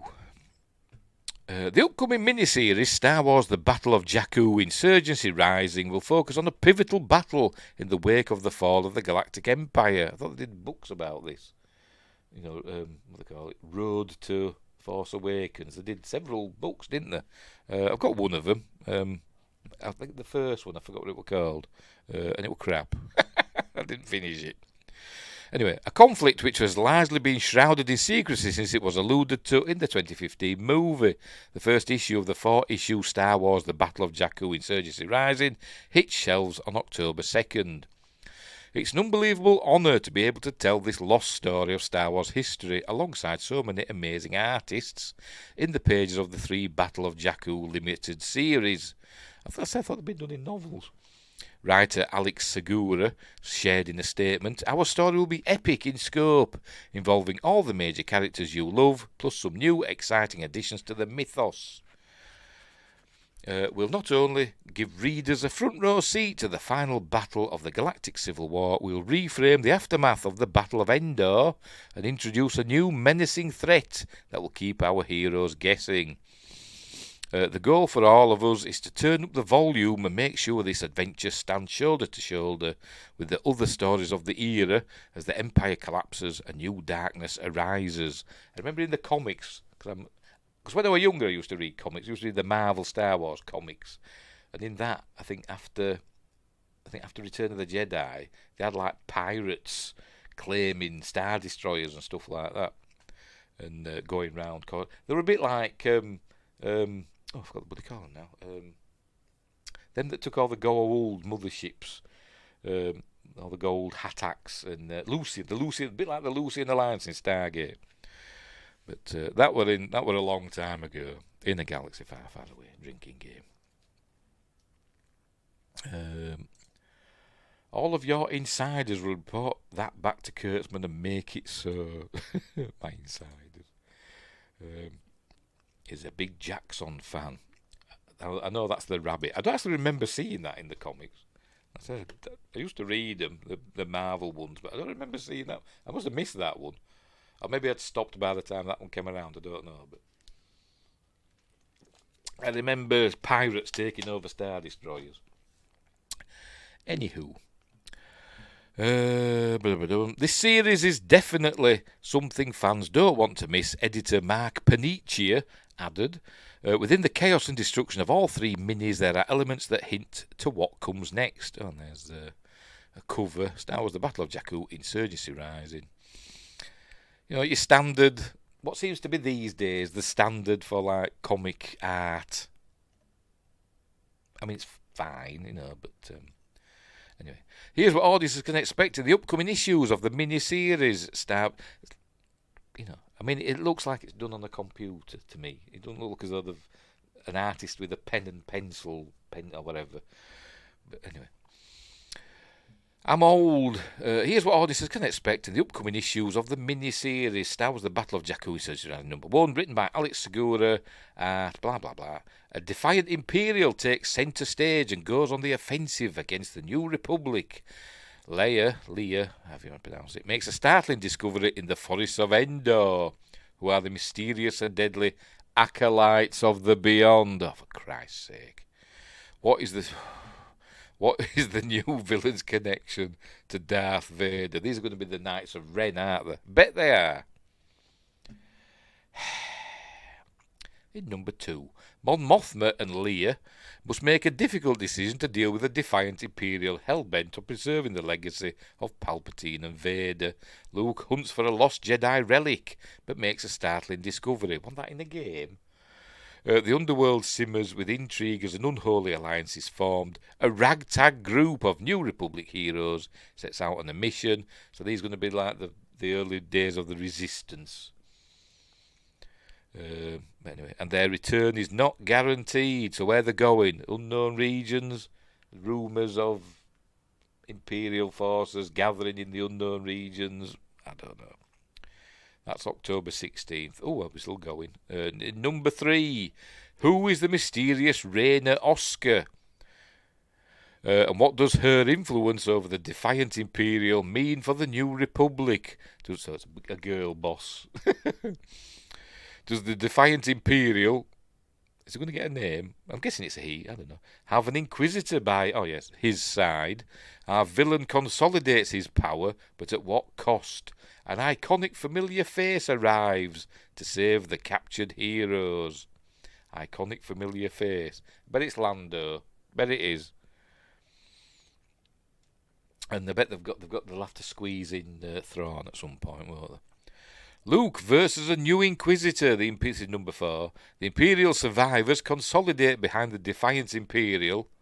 Give him a name. Why are you giving him a name? Is this going to be Thrawn, the defiant Imperial? Putting the just formed New Republic at risk. Kez Dameron.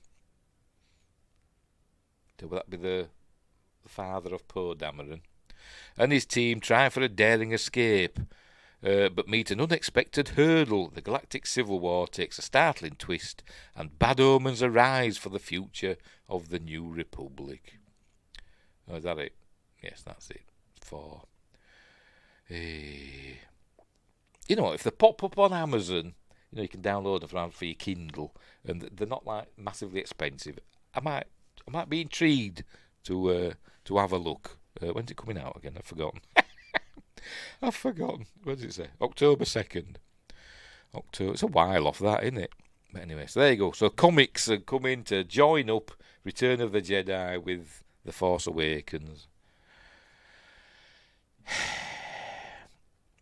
Bet might be Jackson, might it? The familiar face that saves the team. Oh dear. Or not. But it's Lando. Right. Next up. Sticking with Star Wars. What's this one? Oh, this one's from, I can't remember, the Gaming Bible. Here it is.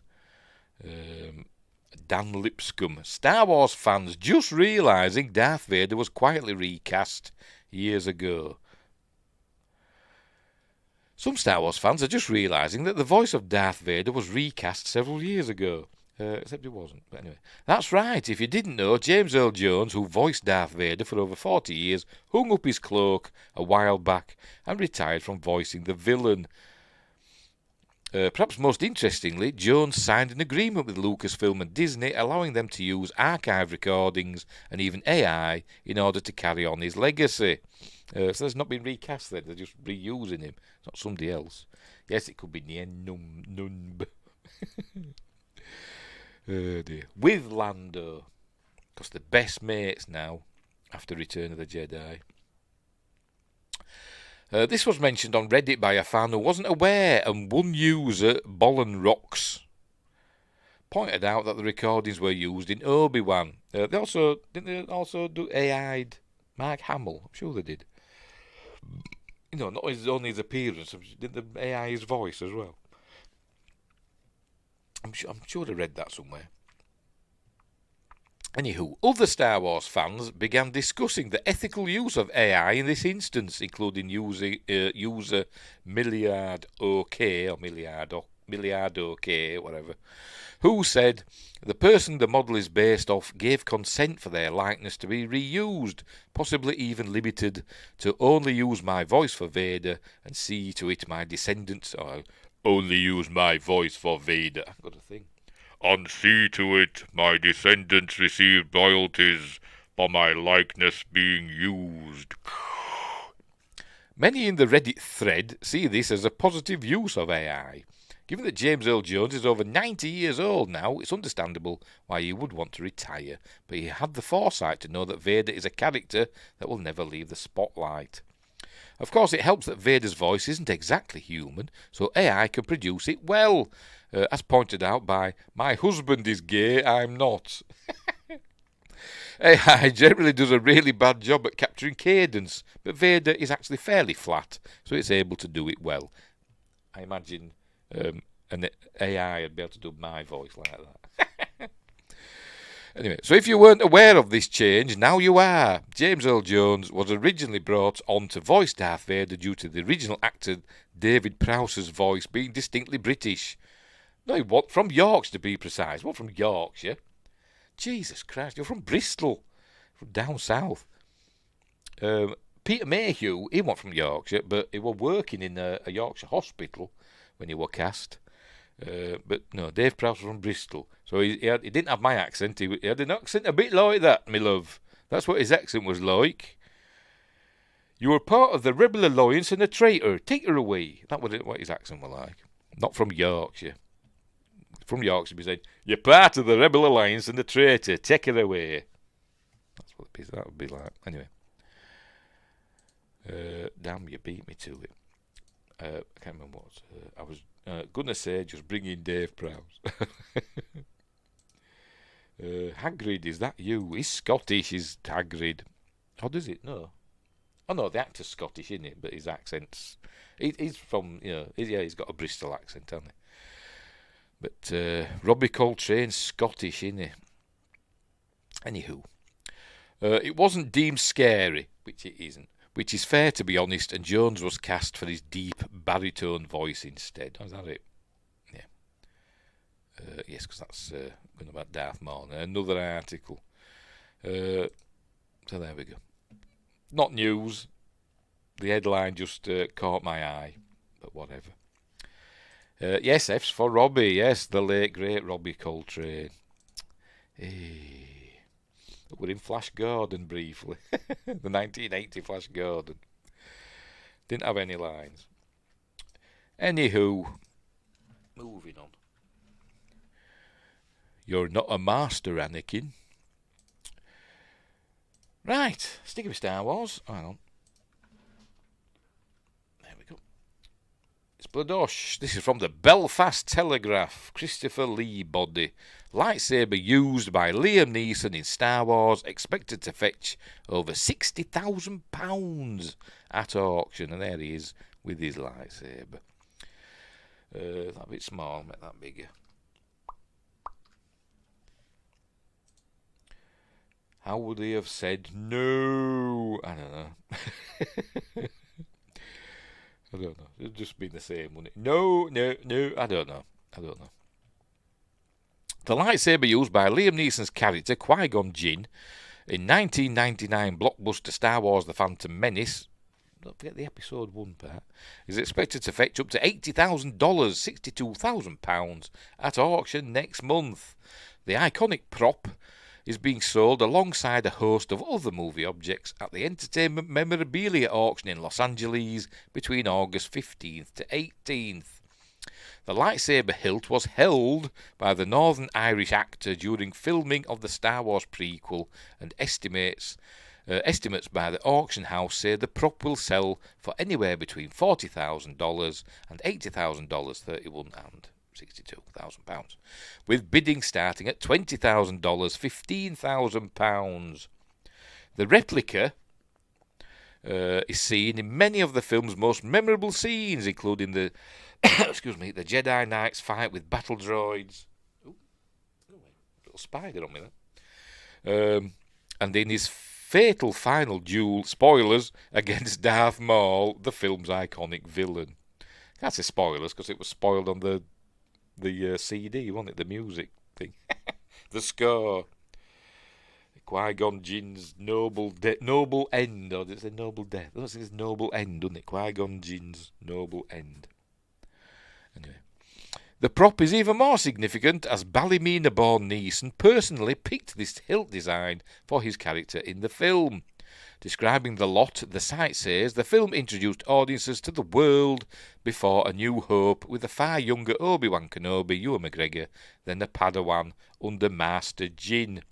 It shattered numerous box office records and dethroned Jurassic Park's records for both largest single-day gross and fastest to gross $100 million US in 5 days. But it didn't beat Titanic to become the highest-grossing movie of all time. This prequel film was nominated for numerous Academy Awards, BAFTAs and Grammy Awards for technical and musical achievements. Note they say nominated. Many iterations of lightsabers were designed for the Phantom Menace under the direction of design director Doug Chang, with each Jedi having a uniquely crafted lightsaber designed to reflect their personality. This lightsaber hilt is constructed primarily from resin. It has a steel blade emitter, a feature unique to the film's lightsaber props, and features ribbed detailing for her pleasure, running from the emitter down to the base, creating a grip. It is finished in black and silver colour paint, the American spelling, and a red static activator switch adorns one side. Included is a removable plastic clip for hooking onto a belt. It's not the only movie prop being sold at the auction with a local interest, as in Belfast, Northern Ireland, with the coat worn by Hollywood actress Kate Winslet during the iconic sinking scene in Titanic, expected to fetch up to $250,000, £200,000, because Titanic was built in Belfast, if you didn't Known as the sinking coat in the 1997 blockbuster, the fashion piece is expected to be sold for anywhere between $125,000, £96,000 at the lowest estimate, all the way up to around $250,000. The light pink coat, which features black curlicue embroidery on its collar and cuffs, is first seen worn in the film by Winslet's character shortly after the boat hits the iceberg. Iceberg! As she tries to search for information alongside her mother and fiancé Cal. Is that it? Oh, there we go. So, if you want to buy Qui-Gon's resin lightsaber, it'll cost you at least $20,000. So there we go. Next up, finally, gaming news. Gaming news from Game Rant. It didn't do him much good. No, it didn't. Because he couldn't do force healing powers. Oh dear. The only person to ever die of a lightsaber wound, a single thrust. Anyway. Right, here we go. Game Rant. No Man's Sky Worlds Part 1 update causes massive player spike. I've got No Man's Sky. Not played it for a long time. Dane Anerio reports. Player numbers for No Man's Sky have reached a 5-year high following the recent release of Worlds Part 1, a massive update that, among other things, added a host of new content to the game and overhauled some aspects of the sci-fi experience's graphics. I remember when I first played it, going back to Star Wars, he used all of his powers for that super run earlier in the film. Yes, they did that force run that they never used again. Anyway. Yes. I said I've got No Man's Sky for the PS4 or whatever. And I played it, and then I got stuck because I got on a part where I was on a space station, and every time I launched from the space station, all these bad guys just descended on me and destroyed me, and I couldn't beat them. You know, they just got me. So I didn't play it again because it happened every time. I couldn't get away from them. But then somebody said, they've done updates and stuff, so try it again. So I tried it again a while ago, and I came out, started being the space station where I was, and I took off, exited the space station, no baddies. I thought, great, they've got rid of those. So I flew away, went to another planet, and thought, I'm bored. And I'd forgotten what to do. So, anyway, so there we go. So maybe I should try it again. I got No Man's Sky at launch and quickly grew bored of the emptiness of the galaxy. I've heard it's much better now. Yes, apparently. Anyway, where were we? No Man's Sky developer Hello Games has already started working on a new project, but the studio has assured fans that work on its earlier survival title is far from over. Aside from introducing a new expedition, delivering a long list of bug fixes and providing several quality of life improvements, the 5.0 update for No Man's Sky essentially transformed the game's visual presentation. In a blog spot that was released before Worlds Part 1 went live on July 17th, Hello Games founder Sean Murray highlighted some of the latest build's most notable changes, including more detailed shadows, new volumetrics, higher definition water, and even reworked wind simulation. Sorry. I'm a child, wind simulation, I'm thinking of farts, obviously. According to Murray, the studio added these improvements in the hopes of making gamers feel as if they had stepped onto the cover of a science fiction book while spending time in No Man's Sky, and it seems as though the company's efforts have paid off, with players flocking to the game. No Man's Sky plus Mass Effect, perfect idea for a Star Trek game. Yeah. Let's say Star Trek Online. So I started playing it a while ago, and let's say, I did quite enjoy playing that. You could fly about and stuff, go to different planets and all that. It was kind of cool. Anyway, No Man's Sky reached close to 49,000 concurrent players just a few days after Update 5.0 was released, according to data provided by the analytics website SteamDB. The game has not attracted this many players since August 2019, or around the time Update 2.0 for No Man's Sky was added to the title.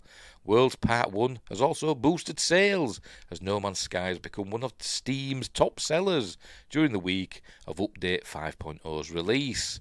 The survival title was already among the highest selling games on the Valve-owned platform in 2023.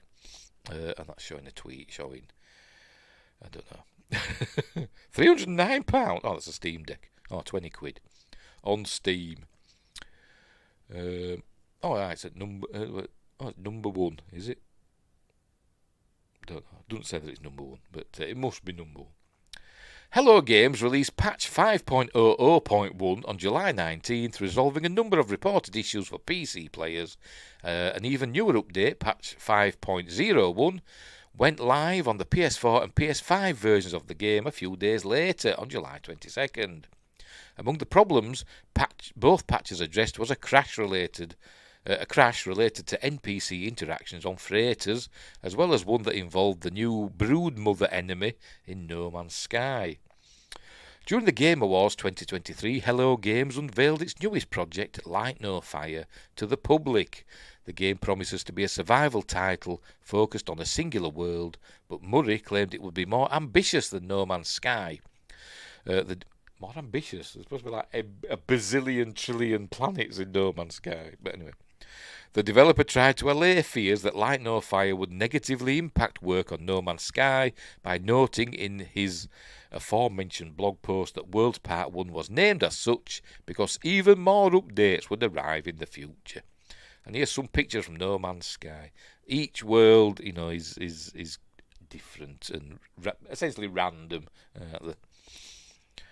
So there we go.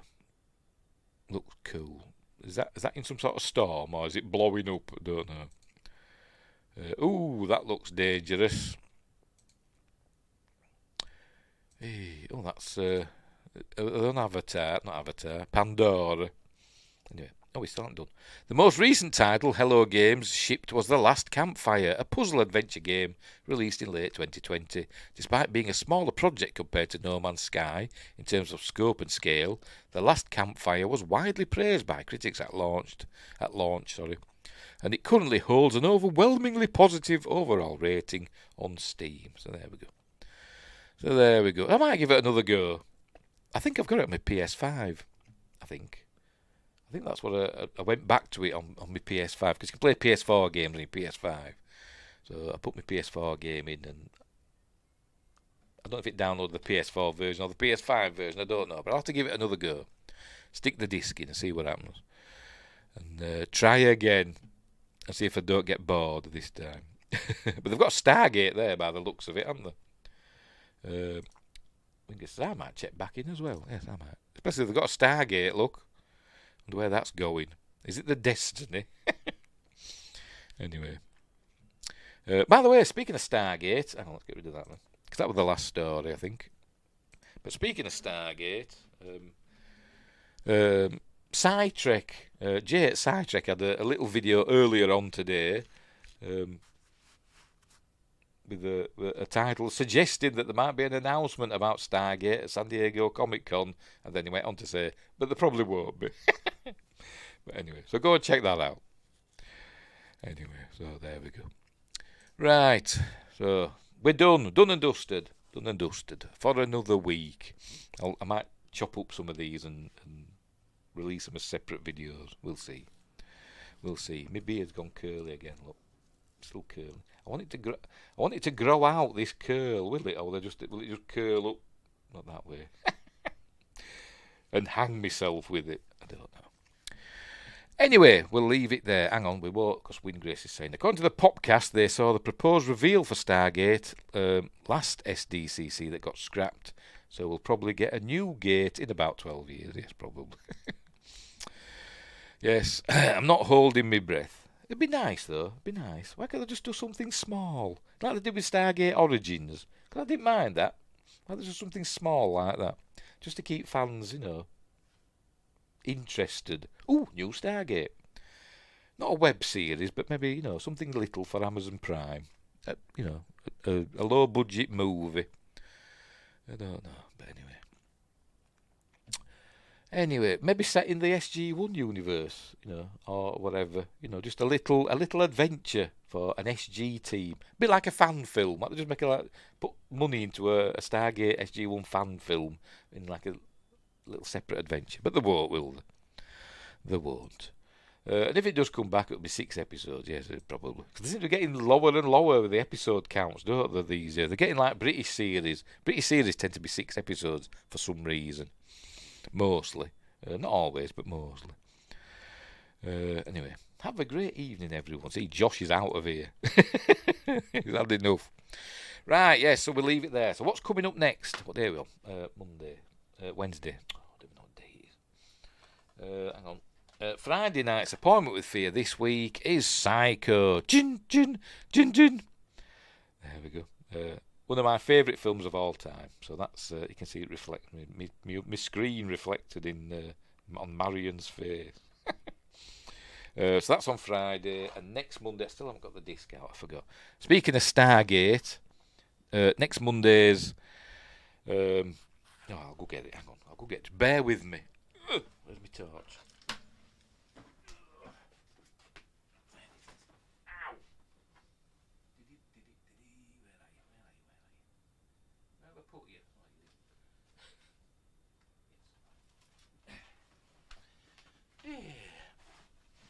And next Mondays, magnificent Mondays, is Stargate, the film that started it all with Kurt Russell and James Spade. The extended version, I think. Ultimate edition, yes. So that's next Monday. More like 3 episodes. Yeah. Double feature. I'm thinking of doing a double feature actually soon. I'm thinking of doing a couple of double features, and I forgot what the other one was. I'll show you what one of them that's coming up, a double feature. But I don't know when I'm going to do it. But in a while, it's going to be a Friday night appointment with Fear double feature. It's going to be a Quatermass double bill, Quatermass Experiment and Quatermass 2. So that's coming up. Everybody groans. I'm not thinking I'm going to do another one, and I forgot what it was.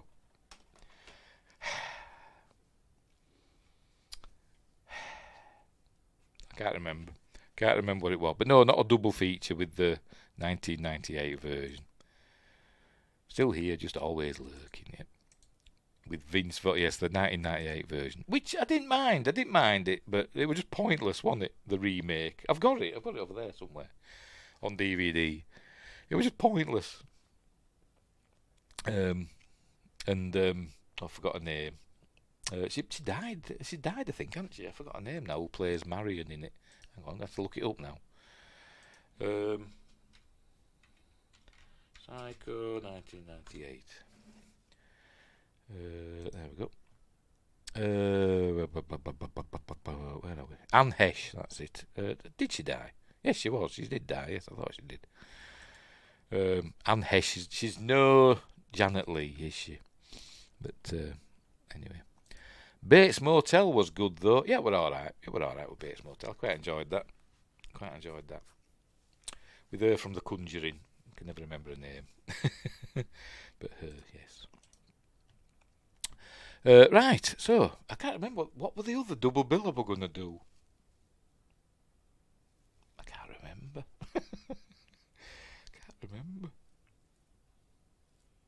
Anyway, whatever. It'll come back to me.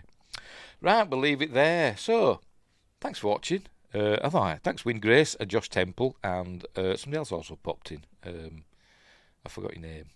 Sorry. Where is it? Archmage Frey as well. Archmage Frey popped in. 20th Charity, Kinemaster and CSX 2024. Popped in and just said send link. Don't know why. But they did. Let's just have a quick check on Rumble. Make sure there's no chats in there. No, there isn't. But never mind. Never is. Most of the comments I get on Rumble are just from people. Hey, love your channel, but it could be better. I will help you make it better. DM me. That's all I get. Anyway, But not always. I do get some nice stuff saying cool video and stuff like that. Anyway, right, so we'll leave it there. So, thanks for watching, wherever you are. Look after each other, and until next time, I'll say the...